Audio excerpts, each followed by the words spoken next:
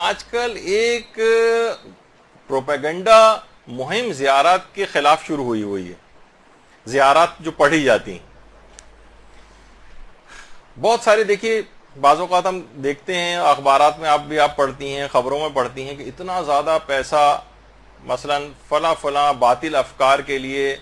اس کو پھیلانے کے لیے ظالم جو ہیں وہ انویسٹمنٹ کرتے ہیں اپنی، اس کے بعد پھر ان سے اپنے مطلوبہ افراد جو ہے وہ تیار کیے جاتے ہیں. تو یہ کیسے ممکن ہے کہ شیعت کے اندر ایسے افراد کو پلانٹ نہ کیا جاتا ہو جن کے بظاہر حلیے آپ کو اسلامی لگیں گے، ہو سکتا ہے بعض اوقات وہ سروں پر امامے رکھ کر بھی آ جائیں تو ان کے افکار سے ان کو پہچانا جائے گا. ویسے تو شکل سے تو کوئی نہیں پہچان سکتا ہے، وہ تو شکل سے تو داڑھی بھی رکھی ہوئی ہے، امامہ بھی رکھا ہوا ہے، لیکن بہت سے ایسی چیزیں ہیں کہ زیارات کے خلاف ایک پروپیگنڈا مہم جو ہے شروع ہوئی ہے، اور کچھ ایسے غیر ضروری علمی مباحث لوگوں کے درمیان اٹھائے جا رہے ہیں جس سے عوام کا کوئی لینا دینا نہیں. دیکھیے دقیق علمی بحثیں تو ہمارے تقریباً فقہ کے ہر مسئلے کے اندر موجود ہیں. علماء کے اختلافات بھی ہیں، ان کے ایک دوسرے کو دلائل بھی دیتے ہیں، لیکن وہ ایک علمی دنیا کے اندر ہوتے ہیں. جاہل عوام جس کو طہارت کرنے کی تمیز نہیں ہے، نجاست و طہارت کی تمیز نہیں ہے، ان کے درمیان اگر علمی مباحث کو اٹھایا جائے گا تو وہ تو گمراہ ہو جائیں گے، وہ اپنے دین کی ہر چیز سے مشکوک ہو جائیں گے. تو اپنی علمی قابلیت بگھارنے کے لیے بہت سارے لوگوں کو آج کل ایک علمی حیضہ ہوا ہوا ہوتا ہے، یا پیٹ میں مروڑے علمی ہوا ہوا ہوتا ہے ان کے، کہ وہ ساری چیزیں جو ہیں ان لوگوں کے سامنے پیش کرنے لگتے ہیں کہ جو اس قابل ہی نہیں ہے کہ اتنے دقیق علمی مباحث کو ہضم کر سکیں. وہ اس کے نتیجے میں پورے دین سے ہی برگشتہ ہو جاتے ہیں، سارے علماء سے برگشتہ ہو جاتے ہیں، اختلافات مجتہدین کی ان کے دلائل کو سمجھنے کی صلاحیت نہیں رکھتے ہیں. تو اسی میں ایک حملہ آج کل ہوا ہے زیارت عاشورہ پر. زیارت عاشورہ جس کے متعلق علماء نے لکھا ہے کہ یہ حدیث قدسی. تو زیارت عاشورہ کے اوپر بھی آج کل ایک حملہ ہے، اور ایسے افراد کے جن کے دلوں میں دشمنان اہل بیت کے لیے کچھ سافٹ کارنر پایا جاتا ہے، یا جو پلانٹ کیے گئے ہیں شیعت کے اندر، ان کی طبع نازک پر اس زیارت عاشورہ میں دشمنان اہل بیت پر جو لعن ہے وہ بہت بار اور شاخ گزرنے لگی کہ کیوں ان کے اوپر لعن کی جاتی ہے. تو دیکھیے جیسے کہ ابھی آپ سے کہا کہ حدیث قدسی شمار کیا ہے اس کو علماء نے. دیکھیے ویسے تو زیارت عاشورہ عاشور کے روز پڑھنے کی زیارت ہے، لیکن دن و رات میں علماء نے لکھا ہے کہ دن و رات میں کسی بھی وقت اس زیارت کو پڑھا جا سکتا ہے، کیونکہ انتہائی مجرب ہے خاص طور پر حاجات وغیرہ کی قبولیت کے لیے. اور باقاعدہ آیت اللہ بہجت سے منسوب ایک ان کا ایک خواب ہے جس کو باقاعدہ طور پر میں نے کسی کتاب وغیرہ کے اندر تو نہیں دیکھا ہے، لیکن ان سے ایک بہت شہرت دی جاتی ہے کہ انہوں نے اپنے استاد آیت اللہ علی آقا قاضی کو خواب میں دیکھا تھا. تو پوچھا تھا کہ کیا کوئی آپ کے دل میں ایسی حسرت ہے کہ میں دنیا میں واپس اگر آ جاؤں تو کون سا کام میں ایسا ہو کہ جو روزانہ انجام دوں جس کو. تو انہوں نے کہا ہاں ایک حسرت ہے، کاش میں اس دنیا میں آ کر روزانہ زیارت عاشورہ پڑھا کرتا. ضرور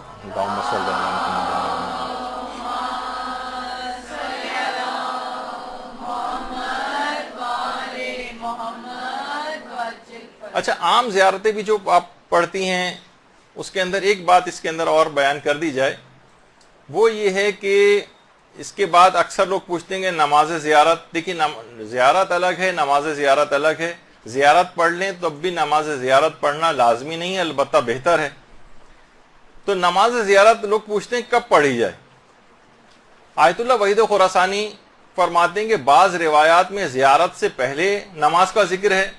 اور بعض روایات میں نماز کا ذکر زیارت کے بعد ہے. البتہ جس طرح سے بھی چاہیں پڑھ سکتے ہیں، اولا یہ ہے کہ پہلے بھی پڑھ لیں اور 2 رکعت نماز اس کے بعد بھی پڑھ لیں، یہ زیادہ بہتر. البتہ کچھ علماء نے اس کے اندر یہ بھی کہا ہے کہ اگر براہ راست آپ قبر امام کی زیارت کے لیے جا رہے ہیں تو وہاں پر حکم یہ ہے کہ پہلے نماز پڑھیں اور پھر زیارت کے لیے جائیں. اور اگر آپ دور سے زیارت پڑھ رہے ہیں تو اس وقت پہلے زیارت پڑھیں اور اس کے بعد پھر 2 رکعت نماز پڑھیں. یعنی دونوں میں ایک فرق ہو جائے گا. قریب سے زیارت کا مسئلہ تھوڑا سا الگ ہوگا، اور دور سے زیارت پڑھیں تو نماز کس وقت پڑھی جائے گی. اور البتہ آغا وحید خراسانی نے کہا کہ اول اور آخر دونوں میں پڑھ لیں تو زیادہ بہتر ہے. اسی میں ضمنی طور پر ایک مسئلہ ابھی بیان کر دیا جائے کیونکہ زیارت کی بات بیان ہو رہی ہے, وہ ہے غسل زیارت کا مسئلہ. غسل زیارت خواہ آپ زیارت کریں قبر کی جا کر یا دور سے زیارت پڑھ رہے ہوں. آغا سیستانی ایک چیز فرماتے ہیں کہ تمام معصومین کی زیارت, خواہ آپ قریب سے زیارت کر رہے ہوں قبر کی, خواہ دور سے زیارت کر رہے ہوں, اس کا غسل جو ہے ثابت نہیں ہے. آغا سیستانی کے فتوے میں ثابت نہیں ہے, البتہ رجائے مطلوبیت کی نیت سے امید ثواب میں غسل کر سکتے ہیں زیارت کا. اور اس لحاظ سے یہ معتبر کیونکہ غسل نہیں ہے, لہٰذا نمازوں کے لیے اگر آپ کو وضو کرنا لازمی ہو جائے گا. اگر آپ نے یہ غسل کیا بھی ہے غسل زیارت تو یہ نمازوں کے لیے کافی نہیں ہوگا, جس طریقے سے غسل جمعہ نمازوں کے لیے آغا سیستانی اور آیت اللہ خوئی وغیرہ کے فتوے میں کافی ہو جاتا ہے. رہبر معظم اور امام خمینی کے نزدیک تو ہر مستحب غسل اور واجب میں بھی سوائے جنابت کے علاوہ دیگر جو واجب غسل ہیں ان میں بھی خاص طور پر رہبر معظم کا جو فتویٰ ہے ان کے لحاظ سے تو ہر غسل جنابت کے علاوہ ہر غسل کے بعد جو ہے وہ وضو کی ضرورت پیش آتی ہے. تو لیکن آغا سیستانی فرماتے ہیں کہ غسل جمعہ معتبر غسل ہے, ڈائریکٹ بھی آپ غسل کے بعد نماز پڑھ سکتی ہیں بغیر وضو. البتہ غسل زیارت اگر آپ نے کیا ہوا ہے تو وہ نماز کے لیے کافی نہیں ہے اور آپ کو اس کے بعد وضو لازمی کرنا پڑے گا, خواہ دور سے ہو خواہ نزدیک سے ہو. مرحوم آیت اللہ خوئی کا پہلے یہ نظریہ تھا کہ خواہ دور سے آپ زیارت پڑھ رہے ہوں چاہے قریب سے قبر کی زیارت کر رہے ہوں, دونوں صورتوں میں غسل وضو کے لیے کافی ہے. لیکن انتقال سے کچھ عرصے پہلے آغا خوئی نے اپنے فتوے کو بدل دیا تھا کہ قریب سے تو غسل زیارت کر رہے ہوں تو غسل کافی ہے, لیکن اگر کوئی شخص دور سے زیارت پڑھ رہا ہے تو اس کا جو غسل کرے گا وہ نماز کے لیے کافی نہیں ہوگا, اس وضو کے لیے کافی نہیں ہوگا, اور اس کے لیے وضو کرنا لازمی ہوگا. تو میں نے سوچا کہ یہ بہرحال ایک مسئلہ ہے کہ غسل کرنے کے بعد, غسل زیارت کرنے کے بعد کیا براہ راست نماز پڑھ سکتے ہیں, نہیں تو یہ والا مسئلہ بھی ہاتھ کے ہاتھ ہی بیان ہو جائے. اچھا, اب زیارت عاشوراء میں ایک سجدہ آتا ہے. اس میں بھی لوگ یہ پوچھتے ہیں کہ کیا اس سجدے میں قبلہ رخ ہونا ضروری ہوتا ہے یا ضروری نہیں ہوتا. تو دیکھیے, قبلہ سجدہ کیونکہ اللہ کو کیا جا رہا ہے تو وہ کسی بھی سمت میں سجدہ ہو سکتا ہے, حتیٰ کہ اس میں کربلا کی طرف رخ کر کے بھی سجدہ کر سکتے ہیں. یعنی اپنا رخ جس وقت آپ زیارت عاشوراء کے اندر جو سجدہ آتا ہے اور ایک دعا اس کے اندر پڑھی جاتی ہے وہ آپ کربلا کی طرف رخ کر کے بھی کر سکتے ہیں اور کسی اور سمت میں بھی کر سکتے ہیں. البتہ اس میں بھی بہتر یہ ہے کہ قبلے کی طرف رخ کر کے سجدہ کیا جائے. اچھا, اب اس کے اندر ایک مسئلہ اور یہ آتا ہے, وہ تیز رفتاری کے ساتھ ٹائم جا رہا ہے لیکن بہرحال وہ یہ مسئلہ آتا ہے کہ اس کی اب سند کے اوپر ایک بحث اٹھائی جاتی ہے زیارت عاشوراء کی خاص طور پر کہ اس کی سند میں اشکال ہے. اور دیکھیے, سب سے پہلی بات تو وہی کہ یہ دقیق علمی مباحث عوام کے لیے نہیں, اس سے پورا دین مشکوک ہو جاتا ہے. اور اس کی مثال علماء یہ بیان کرتے ہیں کہ مثلا ایک عام مریض ہو, اس کے سامنے آپ بہت سارے اسپیشلسٹوں کے پرسکرپشنز لا کے رکھ دیں اور کہیں کہ تم خود تحقیق کرو اور دیکھو کہ ان میں کس کا پرسکرپشن صحیح ہے, تو آپ کے خیال میں کتنے مریض ایسے ہوں گے کہ جو یہ تحقیق کر کے بتا سکیں گے آپ کو, یہ علمی لحاظ سے اتنے مضبوط ہوں گے کس ڈاکٹر نے, کس اسپیشلسٹ نے کون سا پرسکرپشن صحیح لکھا ہے. تو بالکل ایسے ہی ہے یہ علمی مباحث اٹھانا جیسے عام مریضوں کے سامنے ڈاکٹروں کے پرسکرپشن ڈسکس کرنا شروع کر دیے جائیں. ایک چیستہ بن جائے گا ان کے لیے, کسی کو کوئی چیز حل نہیں ہوگی بلکہ ان کا دل چاہے گا کہ ان میں سے کسی کی بھی بات پہ بھی عمل نہ کیا جائے. یہی ہوتا ہے لوگوں کے ساتھ. یہاں کے لوگ بہت زیادہ, جہاں پر جہالت ہوتی ہے وہاں علمی مباحث اٹھانے کا یہ والا نتیجہ ہوتا ہے. اور بہت سارے افراد آج کل انٹرنیٹ کے اوپر مجتہدین بننے کا شوق بھی لوگوں کے سر پر سوار ہوا ہے, تو اپنی قابلیت کا سکہ جمانے کے لیے ہر کچھ عرصے کے بعد کوئی نئی تحقیق کے طور پر اس طرح کی چیزوں کو پیش کرنے لگتے ہیں. تو اس سے بہت زیادہ نقصان دیکھا گیا ہے. اس قسم کے علمی بحثوں کا لوگوں کے اندر کوئی بھی فائدہ نہیں ہوتا. اس میں بجائے کہ ہم اس کی دقت کے اندر جائیں اور آپ لوگوں کو بھی پریشان ہو جائیں کہ اس کی صنعت کے اندر جو بھی علماء کے مباحثے ہیں وہ نقل کرنے, اس سے کہیں بہتر ہے کہ اس سلسلے میں علماء کے فتاوے جو ہیں وہ آپ کے سامنے پیش کیے جائیں۔ آیت اللہ وحید خراسانی فرماتے ہیں یہ صرف اس وجہ سے تاکہ کہیں آپ کو بھائی باپ شوہر یا اس طرح کے افراد جو باہر جاتے ہیں انٹرنیٹ پہ بیٹھتے ہیں، آج کل اس قسم کی مباحث اٹھنے لگتے ہیں، تاکہ آپ کے سامنے چیزیں رہے اور آپ ان کو دکھا سکیں گے، نہیں ایسی بات نہیں۔ اس میں آقا وحید خراسانی نے فرمایا کہ زیارت عاشورہ فقہا کے نزدیک مسلمات میں سے ہے اور معتبر ہے اور احتیاج بسند نہ دارد، اس میں کسی سند کی کوئی ضرورت ہی نہیں، اتنی مسلم الثبوت یہ چیزیں ہیں۔ اور خود آغا سیستانی نے بھی بارہا اپنے جو استفتاحات ہیں اس کے اندر یہ بات لکھی ہے کہ زیارات اور دعاؤں وغیرہ کے لیے اصلاً اس میں سند کی کوئی ضرورت ہی نہیں، ان کی جو سند ہے ان کے بلند پایا مضامین ہیں جو ان زیارات اور ان دعاؤں کے اندر پائے جاتے ہیں۔ تو اس لحاظ سے زیارت عاشورہ آیت اللہ وحید خراسانی کے نزدیک بھی مسلمات اور معتبر ہے۔ اور آیت اللہ شبیری زنجانی انہوں نے بھی باقاعدہ اپنے ایک تفصیلی استفتاء کے اندر اس کو جو ہے معتبر قرار دیا ہے، اب اتنا وقت نہیں کہ ان تمام چیزوں کو پیش کیا جائے۔ اسی طریقے سے زیارات معتبرہ میں آیت اللہ شیخ جواد تبریزی نے بھی زیارت عاشورہ کو بھی اور زیارت امین اللہ کو بھی جو ہے وہ معتبر قرار دیا ہے۔ اسی طریقے سے آیت اللہ صادق روحانی انہوں نے کہا کہ جی ہاں یہ سند کے اعتبار سے بھی روایت یہ زیارت عاشورہ مستند ہے اور متن کے اعتبار سے بھی ہے۔ اور انہوں نے اس فتوے کے اندر ایک بات خود ایک بڑی عجیب لکھی ہے، عام طور پر مراجع یہ لکھتے نہیں ہیں، لیکن کہا ہے کہ الحمدللہ میں اس زیارت عاشورہ کو 50 سال سے اس کو روزانہ پڑھتا ہوں اور پروردگار عالم سے دعا کرتا ہوں کہ مجھے مرتے دم تک اس کی توفیق عطا فرمائے رکھے۔ باقاعدہ اپنے استفتاء کے اندر انہوں نے یہ بات جو ہے وہ لکھی آیت اللہ صادق روحانی نے۔ اسی طریقے سے آیت اللہ شاہرودی نے بھی لکھا ہے کہ زیارت عاشورہ قطعی السند ہے، قطعی ہے، اس کی صحت بالکل صحیح ہے اور اس میں کوئی شک نہیں ہے، جو اس کا منکر ہے وہ غال بھی ہے اور مضل بھی ہے، یعنی خود بھی گمراہ ہے اور دوسروں کو بھی گمراہ کر رہا ہے اگر اس سلسلے میں کسی کو کوئی شک میں ڈالتا ہے۔ تو یہ دیکھیے تمام چیزیں ایسی ہیں۔ اور آیت اللہ ناصر مکارم شیرازی کا باقاعدہ ایک استفتاء بھی ہے جس کا اردو ترجمہ، ان 2 چیزیں سوال پوچھے گئے تھے ان سے، ایک تو زیارت جامع کبیر کے سلسلے میں اور ایک زیارت عاشورہ کے۔ تو پہلے سوال کا جواب زیارت عاشورہ کے سلسلے میں انہوں نے یہ دیا ہے کہ زیارت عاشورہ معتبر ترین زیارت ہے، اس کی فضیلت میں کہہ دینا کافی ہے کہ دوسری زیارتوں کے برخلاف جو کہ ائمہ معصومین سے نقل ہوئی ہیں، زیارت حدیث قدسی ہے، یعنی ائمہ نے اس کو رسول سے اور انہوں نے جبریل سے نقل کیا ہے۔ اور روایت میں بیان ہوا ہے کہ اے صفوان، جب بھی تمہیں کوئی حاجت پیش آئے تو تم جس جگہ بھی ہو اس زیارت کو بجا لاؤ اور اپنی حاجت کو طلب کرو، خدا کی طرف سے ضرور پوری ہوگی اور خدا نے اپنے رسول سے جو وعدہ کیا ہے وہ اس وعدے کو ضرور پورا کرے گا۔ اور اس کے بعد زیارت جامع کبیر کے متعلق دوسرا سوال ہے، انہوں نے کہا یہ زیارت سند کے لحاظ سے صحیح ترین زیارت ہے۔ تو زیارت جامع کبیر والا بھی مسئلہ اس سے جو ہے وہ حل ہو جاتا ہے۔ تو زیارت عاشورہ کی اس لحاظ سے سند کے اوپر جو لوگوں نے اعتراض کیا، میں صرف ایک اس کا جواب دوں گا۔ البتہ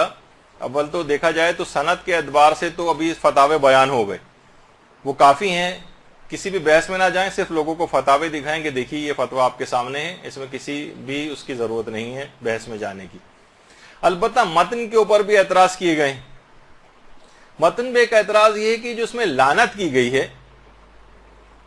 تو لعنت یہ رسول اللہ اور ائمہ معصومین ان سے بہت بعید ہے کہ اس قسم کے الفاظ یہ لوگ استعمال کریں۔ اور کیا معصومین نے کبھی کسی کے اوپر اس انداز سے لعنت کی ہے؟ تو دیکھیے علماء نے بیان کیا کہ آپ قرآن اگر آپ پڑھیں تو کتنی جگہوں کے اوپر پروردگار عالم نے خود لوگوں پر لعنت کی۔ اور باقاعدہ آیت اللہ میلانی سے جب ایک سوال یہ والا پوچھا گیا کہ خاص قسم کے جو دشمنان اہل بیت گزرے ہیں کیا ان پر کبھی رسول اللہ نے لعنت کی ہے، تو انہوں نے کہا جی ہاں، رسول اللہ نے جب اسامہ کے لشکر جو جا رہا تھا، جیش اسامہ، کہا تھا جو بھی اس سے تخلف کرے گا اس لشکر کے ساتھ نہیں جائے گا اس پر لعنت ہے۔ تو اور وہ افراد خاص دشمنان اہل بیت وہ اس لشکر کے ساتھ نہیں گئے تھے اور اس لحاظ سے وہ رسول اللہ کی اس لعنت کے اندر شامل ہو گئے تھے۔ تو اس لحاظ سے بھی ہے۔ البتہ یہ ضرور ہے کہ اس کے اندر فرق رکھنا چاہیے، ایک ہے دشمنان اہل بیت کے اوپر لعنت کرنا، ان سے بیزاری اختیار کرنا، اور ایک ہے کہ لوگوں کے اندر تعصبات کو فروغ دینا، کھلم کھلا لوگوں کے سامنے، مسلمانوں کے سامنے ان کے مقدسات کی توہین کرنا، اس سے ہمیشہ نقصان شیعت کو بھی اٹھانا پڑتا ہے اور ایک بدنامی بھی ہوتی ہے، تعصبات کا فروغ ہوتا ہے. آپ ہر جگہوں پہ تقریباً اقلیت کے اندر ہوتے ہیں، ان جگہوں کے پر آپ کو نقصان اٹھانا پڑتا ہے. تو اور سوشل میڈیا پہ انسان سوچتا ہے کہ میں بہت زیادہ آزاد ہوں، ہر جگہ اس طرح کی فرقہ وارانہ چیزیں اور مباحثے، اور آپ اس کے بعد نیچے کمنٹس دیکھیں کتنے زیادہ جو لوگ اس سے پہلے متعصب نہیں بھی ہوتے ان پر بھی وہاں کی اس طرح کی گفتگو ان کو بھی متعصب بنا دیتی. تو فرقہ واریت سے اجتناب کرتے ہوئے لیکن دونوں کے اندر ایک توازن آپ کو برقرار رکھنا پڑے گا. بہت سے لوگ اس طرح سے وحدت کو لینے لگتے ہیں کہ وحدت کے معنی گویا یہ بن جاتے ہیں کہ انسان عقائد کے اندر بھی وحدت اس کی آ جائے. تو دیکھیے وحدت کا ایک اصول ہمیشہ یاد رکھیں کہ مشترکات جو ہیں اس کو متن میں رکھنا چاہیے، اختلافات کو حاشیے میں رکھنا چاہیے. یعنی جو ان کی اور ہمارے درمیان، دیگر فرقوں کے درمیان جو مشترک چیزیں ان کو متن کے اندر رکھیں، ان کو بیس بنائیں، اختلافات کو حاشیے پہ ادھر ادھر کر دیں. وہ ٹھیک ہے، وہ ہمیشہ رہیں گے، وہ تو آپ کے اپنے اندر کتنے ایسے افراد ہیں جن کے ساتھ فکری اور علمی آپ کا اختلاف ہوتا ہے، لیکن ان سے آپ جھگڑتے تو نہیں ہیں، لڑتے تو نہیں ہیں، تعصبات کا شکار تو نہیں ہوتے ہیں. تو دوسروں کے ساتھ بھی اس طرح سے کرنے کی کوئی ضرورت نہیں. لیکن اس لحاظ سے یہ ضرور ہے کہ ایسا نہ ہو کہ یہ جس کو کہا جاتا ہے کہ یہ جو تولا اور تبرہ ہیں کہ لازمی جز ہیں آپ کے مذہب کا، اس سے دستبردار نہیں ہوا جائے گا. یہی وجہ ہے کہ آیت اللہ میلانی کا ابھی میں ذکر کر رہا تھا تو انہوں نے بھی لکھا ہے کہ ان سے ایک سوال پوچھا گیا کہ روایت صحیح ہے کہ ہمارے چھٹے امام ہر نماز کے بعد دشمنان اہل بیت پر تبرہ کیا کرتے تھے. تو انہوں نے فرمایا جی ہاں، اس کی سند صحیح ہے، میں اس کی تائید کرتا ہوں. یعنی ایسی بات ہے کہ علماء، یعنی دونوں چیزیں آپ کو ساتھ لے کر چلانی ہیں. یعنی ان سے دشمنان اہل بیت سے بیزاری بھی دل میں رہے، ان کے اوپر لعن یہ بھی حصہ رہے آپ کا، اور اس کے علاوہ اس تعصبات کا شکار ہو کر کسی فرقہ واریت کی طرف بھی بات کو نہ جائے. یہ آپ کو خود اس کے اندر بیلنس کرنا پڑے گا. اور یہی وجہ ہے کہ علماء نے لکھا ہے کہ پیغمبر اسلام نے خود قاتل امیر المومنین ابن ملجم کے اوپر لعنت کی. یعنی لعنت کرنا کہا جاتا ہے کہ اس کے متن کے اوپر اعتراض ہے کہ کیسے لعن کر سکتے ہیں، یہ تو ان کے پیار و محبت کا اظہار کرنے والے معصوم شخصیات، ان کی زبان پہ کبھی لعن نہیں آ سکتی. خود روایات کے اندر ملتا ہے کہ حضرت عباس علمدار اور ان کے جو بھائی تھے، اللہم صلی علی محمد و علی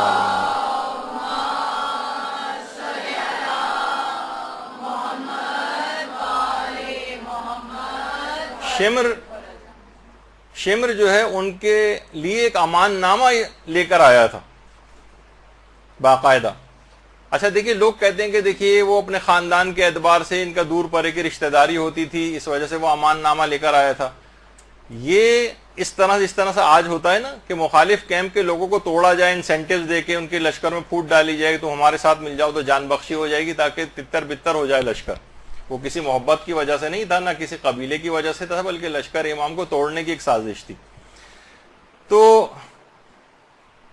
انہوں نے نہ صرف یہ کہ اس کی پیشکش کو بالکل ٹھکرا دیا تھا حضرت عباس علمدار اور ان کے بھائیوں نے، اور کہا کہ تیرے ہاتھ ٹوٹ جائیں اور تیرے اس امان نامے پر بھی لعنت ہو. یعنی یہ جو لفظ ہے یہ دشمنان اہل بیت کے لیے عام طور پر زبان معصومین کے اندر بھی رائج رہا ہے، اور حضرت عباس کے متعلق بھی ملتا ہے کہ انہوں نے اس انداز سے لعن کی تھی. اور یہی وجہ ہے کہ جو تولا اور تبرہ کہا جاتا ہے یہ مومن کے دو بالوں پر ہیں جس سے مومن جو ہے پرواز کرتا ہے. اور روایات میں یہ بات بھی آئی ہے بہار میں کہ جو شخص بھی تولا کو قبول کرتا ہے لیکن تبرہ کو قبول نہیں کرتا، اس کی مثال اس شخص کی سی ہے جس کی ایک آنکھ ہو، کانا، ایک آنکھ سے نابینا، یعنی اس کی کامل نہیں ہے یہ شخص. اور ایک روایت کے اندر بہار میں یہ بھی آیا کہ جو تولا مانتا ہے اور تبرہ نہیں مانتا ہے وہ جھوٹا ہے، اسے جھوٹا قرار دیا گیا ہے. یہی وجہ ہے کہ ہمارے کتنے علماء ایسے گزرے ہیں جیسے کہ آیت اللہ کوہستانی، یہ فرماتے تھے کہ تبرہ جو ہے تولا سے بھی بالا تر، اور اس کا خود ثواب تولا سے بھی زیادہ ہے.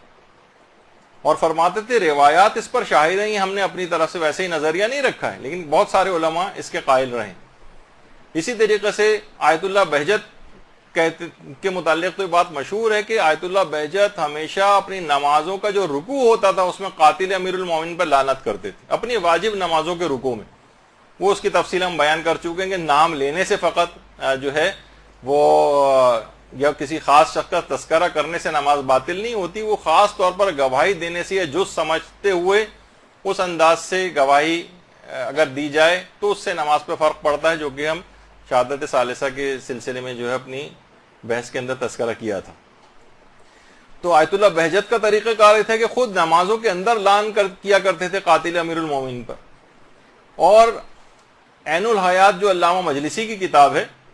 اس میں روایت ہے کہ چھٹے امام باقاعدہ ہر نماز کے بعد مصلی پر اس وقت تک اٹھتے ہی نہیں تھے جب تک کہ نام لے کر 8 دشمنان اہل بیت کے اوپر لعنت نہیں کر دیتے تھے۔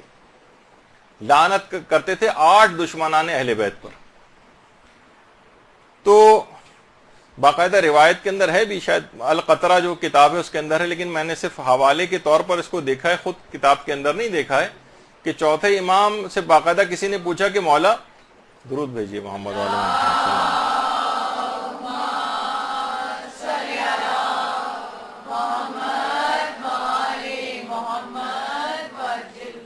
کہ مولا نماز کیسے مکمل ہوتی ہے ہماری؟ فرمایا درود پڑھ کر نماز مکمل ہوتی ہے۔ پھر پوچھا گیا کہ مولا نماز قبول کیسے ہوتی ہے؟ فرمایا کہ ہماری ولایت پر یقین سے اور ہمارے دشمنوں پر لعنت کرنے کے بعد نماز قبول ہوتی ہے۔ تو روایات کے اندر بھی یہ بات آئی ہے۔ اچھا، علماء نے، جو علماء عرفان ہیں، بہت ساری آیتوں کی عرفانی تشریحات بھی، مثلا وہ جو حضرت موسیٰ کو کہا گیا تھا فَقْلَا نَعْلَيْكَ إِنَّكَ بِالْوَادِ الْمُقَدَّسِ طُوَىٰ، اے موسیٰ اپنی جوتوں کو اتار دو کیونکہ اب تم ایک مقدس وادی کے اندر داخل ہو گئے ہو۔ باقاعدہ اکثر جگہوں کے اوپر یہ آیت لکھی ہوئی بھی ہوتی۔ تو علماء عرفان فرماتے ہیں کہ بظاہر یعنی بعید محسوس ہوتا ہے کہ اس سے ظاہری چپل مراد ہو،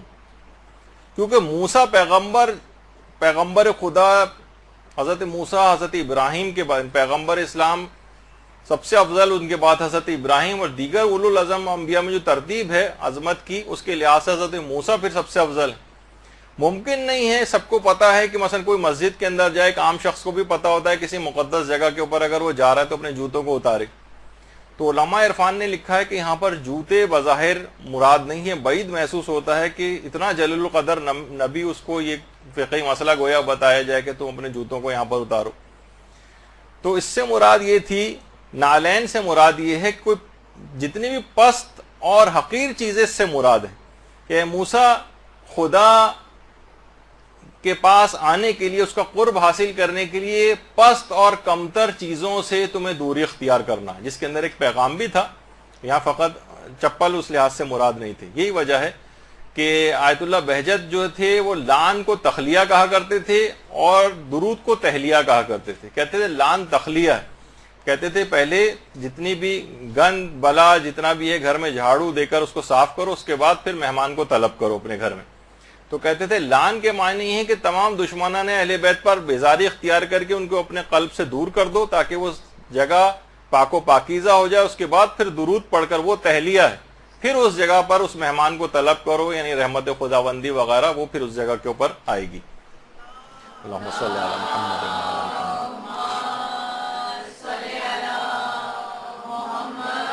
وعلی محمد۔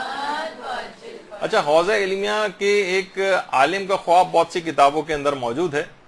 جس میں انہوں نے کہا کہ ایک زمانے میں یہ تھا کہ سوال بہت گردش کر رہا تھا کہ صلوات زیادہ افضل ہے یا لعن زیادہ افضل ہے۔ تو کہنے میں نے ایک دفعہ سویا اور سونے کے بعد پھر میں نے خواب میں دیکھا کہ آیت اللہ العظمیٰ سید محمد رضا گل پائیگانی کسی جگہ بیٹھے ہوئے ہیں اور لوگوں کے سوالات کے جوابات دے رہے ہیں، اور میں نے دیکھا کہ خط ان کے پاس آیا ہے اور کوئی ان کو خط پڑھ کر سنا رہا ہے کہ آغا یہ سوال آیا، اور اس سوال کے اندر بالکل یہی سوال ہے جو میرے دماغ میں گردش کر رہا تھا اس سے پہلے، اور یہ بحث تھی کہ لعن زیادہ افضل ہے یا صلوات زیادہ افضل ہے۔ تو آیت اللہ گل پائیگانی نے اس وقت اس کا جواب لکھوایا کہ دشمنان اہل بیت پر لعن زیادہ افضل ہے۔ کہہ رہے ہیں ایک دم سے میری آنکھ کھلی۔ اچھا، وہ زمانہ وہ تھا جب آیت اللہ رضا گل پائیگانی حیات تھے۔ وہ کہہ رہے ہیں میں اٹھ کر آیت اللہ گل پائیگانی کے پاس آیا اور آنے کے بعد ان کو اپنا خواب سنایا۔ آیت اللہ گل پائیگانی نے اس بات کی تصدیق کی اور کہا میرا یہی نظریہ ہے، اور تم اپنے اس خواب کو حضرت زہرا کے ماننے والوں کو بیان کرو۔ اللہم صلی علی محمد و علی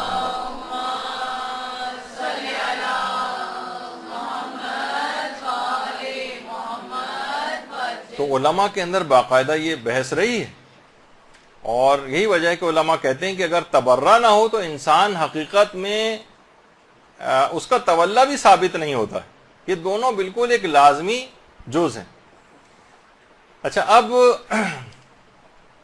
ایک اعتراض تو لان کے سلسلے میں تھا، اور لان پہ یہ کہا جاتا ہے کہ زیارت عاشورہ میں اصلاً لان نہیں تھی، یہ بعد میں اضافہ کی گئی۔ اچھا، دلیل اس میں جو دی جاتی ہے اس کا بھی میں آپ کو بتا دیتا ہوں کہ کیا ہے اس کے پیچھے۔ اس میں ابن طاؤس کا ایک قول جو انہوں نے مصباح الزائر کے اندر لکھا ہے وہ لوگ عام طور پر بیان کرتے ہیں۔ مصباح الزائر میں ابن طاؤس نے، سید ابن طاؤس نے لکھا ہے کہ شیخ طوسی کی کتاب مصباح الکبیر، مصباح الکبیر کا دوسرا نام مصباح المتہجد بھی ہے، اس کے اندر میرے پاس جو نسخہ ہے اس میں لان اور سلام جہاں پر یہ لان آئی ہے وہاں پر یہ جملے نہیں لکھے ہوئے، یعنی شیخ طوسی کی مصباح الکبیر میں۔ اچھا، شیخ طوسی کی دو کتابیں ہیں، ایک مصباح الکبیر ہے جو کہ مفصل ہے، یعنی جس کا نام مصباح المتہجد ہے آج کل، اس کے نام سے زیادہ وہ ہے یہ معروف، اور دوسری ہے مصباح الصغیر۔ مصباح الصغیر اسی کی تلخیص اور خلاصہ ہے مصباح الکبیر کا۔ مصباح الکبیر کافی تفصیلی ہے، اس کو خلاصہ کر کے مصباح الصغیر بھی انہوں نے لکھی ہے شیخ طوسی نے۔ وہ کہہ رہے ہیں کہ مصباح الکبیر جو میرے پاس ہے اس کے اندر لان کے جملے نہیں ہیں، البتہ مصباح الصغیر کے اندر یہ جملے لکھے ہوئے ہیں۔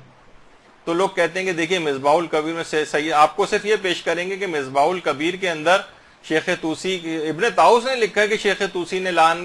نہیں لکھی ہے، اس کا مطلب ہے کہ لان کا اضافہ بعد میں کیا گیا، اصل روایت کے اندر لان نہیں تھی۔ یہ کچھ چیزیں پیش کی جاتی ہیں۔ اچھا، اب دیکھیے کہ آج بھی جو قدیم مصباح الکبیر کے، مصباح المتہجد کے جو قلمی نسخے لائبریریوں کے اندر ہیں اس کے اندر بھی لان موجود ہے۔ تو اب ظاہر ہے، لیکن ابن طاؤس بھی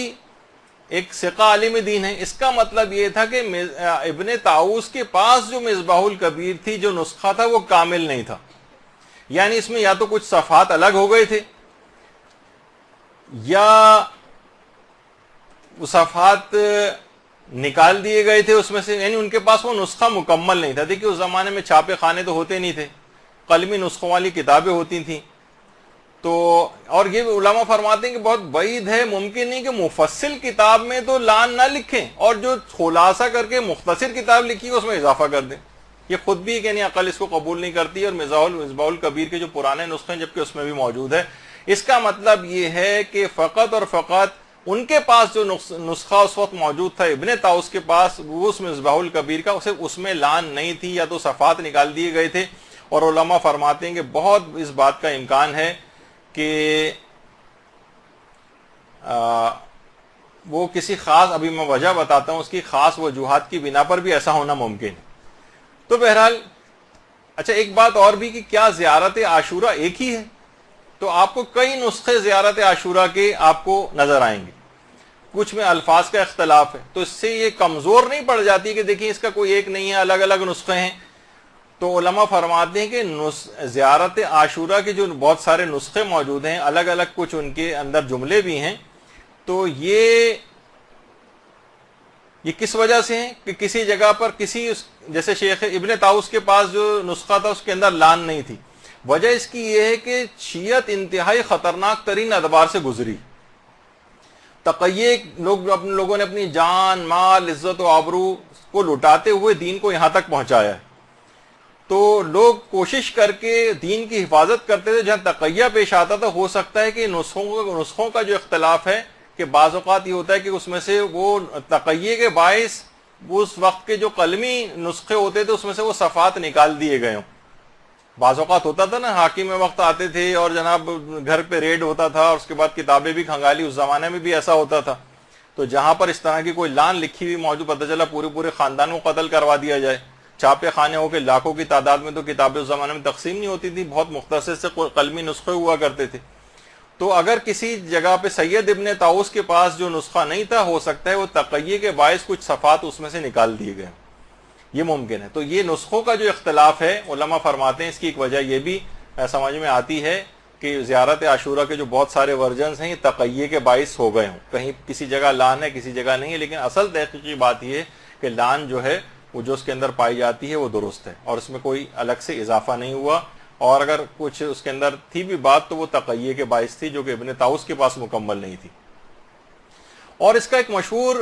اس کی جو سند ہے، خود شیخ طوسی کا ایک مشہور واقعہ ہے زیارت عاشورہ کے سلسلے میں، جو اس کی ایک سند بنتا ہے، جس کو باقاعدہ مجالس المومنین میں قاضی نور اللہ شستری نے اور رجال کی بہت ساری کتابوں کے اندر بھی یہ واقعہ آیا ہے کہ عباسی خلیفہ کے ایک زمانے میں شیخ طوسی کی کتاب جس کے اندر لان پائی جاتی تھی زیارت عاشورہ کے اندر، وہ باقاعدہ اس کو دکھائی گئی تھی. تو اس نے بادشاہ نے، عباسی خلیفہ نے شیخ طوسی کو اپنے پاس بلایا تھا اور کہا تھا کہ اول و دوم و سوم سے کون مراد ہے اس لان کے اندر. تو انہوں نے اس وقت تقیہ کیا تھا اور کہا تھا، شیخ طوسی نے کہا کہ اول سے مراد یہاں پر قابیل ہے، دوم سے مراد ناقہ صالح کا قاتل ہے، اور سوم سے مراد یحییٰ ابن زکریا کا قاتل ہے. تو بہرحال اس زمانے میں بھی یعنی زیارت عاشورہ کے اندر لان پائی جاتی تھی. شیخ طوسی کی کتاب نکال کر باقاعدہ دکھائی گئی تھی، اور قاضی نور اللہ شستری نے مجالس المومنین پورا واقعہ لکھا ہے، رجال کی بہت ساری کتابوں کے اندر بھی. اس کا مطلب ہے شیخ طوسی کی اصل کتاب کے اندر بھی لان والا حصہ تھا، جیسے کہ اس واقعے کے اندر جو کہ اتنا مشہور ہے کہ کتابیں سے بھری پڑی ہیں شیخ طوسی کے اس واقعے سے. تو اس کا مطلب یہ ہے کہ خاص ابن طاؤس کے پاس جو نسخہ آیا تھا اس میں سے وہ صفحات نکلے ہوئے تھے جو تقیہ کے باعث عین ممکن، جس کی وجہ سے یہ شبہ ہوا. لیکن یہ شبہ آپ کے سامنے ویسے تو آپ ابن طاؤس کا صرف قول نقل کر کے پیش کیا جاتا ہے، اس کی تفصیل میں نہیں جاتے. اس وجہ سے لوگوں کو شبہ ہوا کہ یہ لان جو ہے اس کا اضافہ بعد میں کیا گیا، ورنہ اصلاً امام نے تو یہ جملے استعمال نہیں کیے تھے. اچھا، اب اس کے بعد آیت اللہ صادق روحانی نے بھی باقاعدہ اس لان والے حصے کو معتبر مانا ہے اور فرمایا ہے کہ دشمنان اہل بیت کے اوپر جو لان تاکیدی مستحبات میں سے ہے، اور زیارت عاشورہ کی جو لان ہے صحیح اور معتبر ہے. اچھا، البتہ انہوں نے کہا ہے کہ اول و دوم اور سوم سے کون لعنت میں مراد ہے یہ واضح نہیں. یہ ہم نہیں کہہ سکتے کہ اس سے کچھ خاص افراد مراد ہیں، خاص دشمنان اہل بیت، ایسا نہیں. اور لان دیکھیے اس طرح کہ اس کے اندر 100 لان اور 100 سلام آتے ہیں. دیکھیے ویسے زیارت عاشورہ کے اندر 21 مرتبہ لان آئی ہے اور سلام 12 مرتبہ آئے. علماء فرماتے ہیں اس سے لان کی اہمیت بھی واضح ہوتی ہے. خود صرف 12 مرتبہ سلام آیا ہے، جبکہ لان 21 دفعہ زیارت عاشورہ میں آئی. بس اس میں ایک فقہی مسئلے کے طور پر اور بیان کر دیا جائے کہ جو 100 لان اور سلام ہے، کیا اس میں اختصار کیا جا سکتا ہے؟ لوگ کہتے ہیں تو بہت مشکل ہے، اکثر لوگ یہ سوال پوچھتے ہیں. تو علماء فرماتے ہیں رجائے مطلوبیت کی نیت سے اس کو مختصر بھی پڑھ سکتے ہیں، اختصار بھی کر سکتے ہیں. البتہ ایک طریقہ ہمارے امام علی نقی علیہ الصلوۃ والسلام نے بتایا.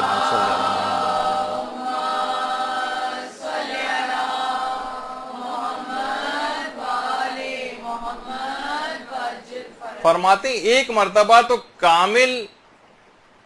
لان پڑھ لی جائے، لان ذرا طویل ہے تو ایک دفعہ تو مکمل پڑھ لیں، اور اس کے بعد 99 دفعہ اللہم العنہم جمیعا یہ پڑھ لیں. 99 دفعہ پوری لان پڑھنے کے بجائے 99 دفعہ یہ آپ کہیں اللہم العنہم جمیعا. یہ خود امام نے طریقہ بتایا. اور ایک مرتبہ پورا کامل سلام پڑھ لیں، اور اس کے بعد 99 بار پورا سلام پڑھنے کے بجائے یہ کہیں السلام علی الحسین وعلی علی ابن الحسین وعلی اولاد الحسین وعلی اصحاب الحسین. اللہم صلی علی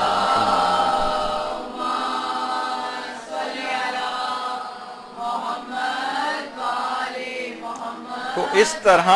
پورے 100 لان اور 100 سلام کا ثواب مل جائے گا.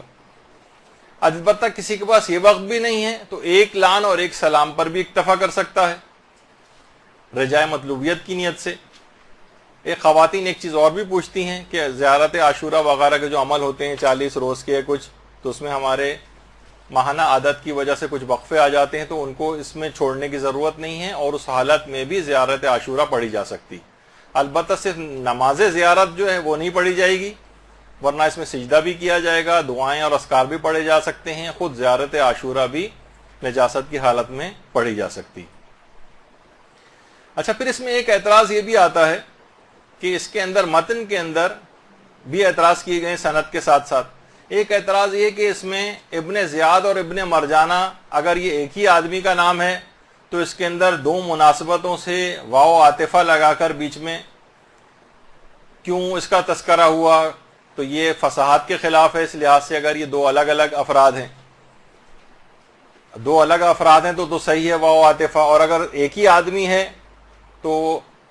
دو حوالوں سے اس کا تذکرہ کیوں آیا ہے؟ یہ بھی اس پہ ایک اعتراض ہے۔ تو یہ اس کے سیاہ موروثی کردار کو اجاگر کرنے کے اعتبار سے، یعنی اس کے ابن زیاد کے ماں اور باپ دونوں ملائن تھے، دونوں ملعون تھے، ان کا سیاہ کردار یعنی اس کا زانی باپ اور زانیہ ماں، یہ دونوں اس خاندانی پلیدگی کی طرف اشارہ ہے کہ ابن زیاد اپنے اس لعنتی کردار میں اس کے ماں اور باپ دونوں اس کے شریک ہیں، اور اس میں کوئی تضاد والی بات نہیں ہے، اور نہ ہی یہ کسی فصاحت وغیرہ کے خلاف ہے، اور اس میں تاکہ اس لعن کے اندر اس کے ماں اور باپ دونوں شریک ہو جائیں، اس وجہ سے اس کو الگ سے واو عاطفہ لگا کر اپنی اس کی ماں کا ریفرنس بھی دیا گیا ہے اس لعنت کے اندر، اس کے باپ کا بھی ریفرنس دیا گیا ہے تاکہ وہ بھی اس لعنت میں شریک ہو جائیں۔ پھر اس کے اندر ایک اعتراض یہ بھی ہے کہ اس میں برأت الی اللہ و الیکم منہم، یعنی میں خدا کی طرف سے معصومین کی طرف، میں خدا کی طرف اور معصومین کی طرف برات کرتا ہوں۔ لوگ کہتے ہیں برات تو بیزاری کے معنوں میں ہے، یہ تو صحیح نہیں جو اس کا مطلب بنے گا۔ تو علماء یہ فرماتے ہیں اگر صرف بیزاری یا دوری اگر ہو تو اس کے لیے برات کا لفظ بغیر الہ کے استعمال ہوتا ہے، اور اگر الہ کے ساتھ آ جائے جیسے اس کے اندر آ رہا ہے برأت الی اللہ، الہ کے ساتھ آئے تو اس کے معنی پناہ کے ہوتے ہیں، یعنی میں بنو امیہ اور دوسرے ملعون جو ہیں ان سے بیزاری چاہتا ہوں اور اللہ اور اہل بیت کے دامن میں پناہ لیتا ہوں، یہاں پر یہ مراد ہے۔ تو بہت سارے اس طرح کے ان چیزوں کے اوپر اعتراضات کیے گئے ہیں، تو لہٰذا آپ لوگوں سے بھی گزارش ہے کہ زیارات کے سلسلے میں، اچھا زیارتوں کے اندر خالی صرف زیارت عاشورہ ہی نہیں بلکہ زیارت ناہیہ کے اوپر بھی بہت زیادہ اعتراضات ہو رہے ہیں آج کل، اور ایک اسکالر صاحب نے تو اپنے تئیں اتنے نامناسب جملے اپنی کتاب میں استعمال کیے گے، معاذ اللہ ایک کوڑے پہ سے پڑی ہوئی زیارات جو ہے مل گئی ہیں ان کو شامل کر دیا گیا۔ اس طرح سے آج کل دیکھیے بہت سارے ایسے افراد آ رہے ہیں، تو آپ کو خود دیکھنا پڑے گا کہ یہ کون ایسے افراد ہیں، نہ ان کی شکلوں سے دھوکہ کھائیں نہ اماموں سے دھوکہ کھائیں، بلکہ ان کے افکار کے اوپر نگاہ رکھیں، مراجع کی تعلیمات جو ہیں دماغ میں رکھیں، اور اپنے آپ کو علم سے کے لحاظ سے مضبوط کریں تاکہ ان لوگوں کا دفیہ ہو سکے۔ تو زیارت ناہیہ کے سلسلے میں بھی یہ بات آئی ہے، اور زیارت اب اتنا وقت بھی نہیں میرے پاس، آیت اللہ وحید خراسانی نے بھی اس کے اوپر اعتماد کا اظہار کیا ہے، اور آیت اللہ ناصر مکارم شیرازی کا بھی میں نے اس سے پہلے بیان کیا تھا، انہوں نے کہا تھا کہ دو سندوں کے ساتھ ذکر ہوئی ہے زیارت ناہیہ، ایک سند جو ہے معتبر ہے اس کی، ایک غیر معتبر ہے، لیکن ایک سند معتبر بھی ہے، اور اسی طریقے سے دیگر علماء نے بھی اس کو جو ہے معتبر روایتوں کے اندر سے قرار دیا ہے۔ برحمتک یا ارحم الراحمین وصلی اللہ علی محمد